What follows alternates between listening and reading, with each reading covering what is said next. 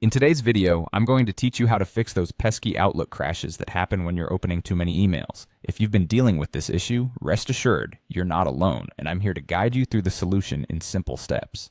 Let's begin with a quick troubleshooting method that might just resolve your problem in a jiffy, starting Outlook in Safe Mode. Safe Mode is a handy feature that allows you to run Outlook without any add-ons or custom settings, helping you identify if these extras are causing the crashes. Here's how you do it.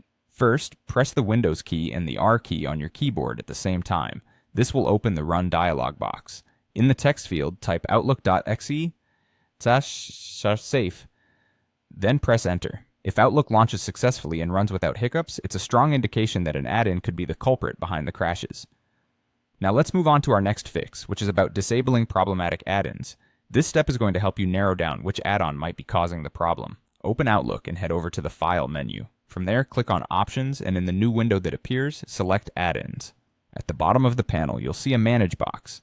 You want to ensure that COM Add-ins is selected here, then click Go.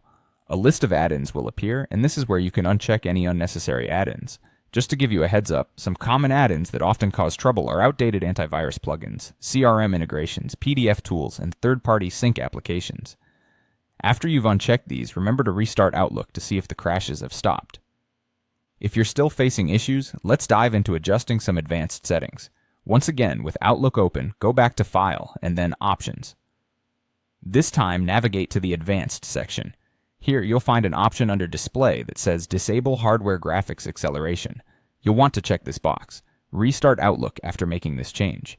Disabling hardware graphics acceleration can be an effective fix, especially on systems dealing with graphics driver issues, which are often behind unexpected crashes.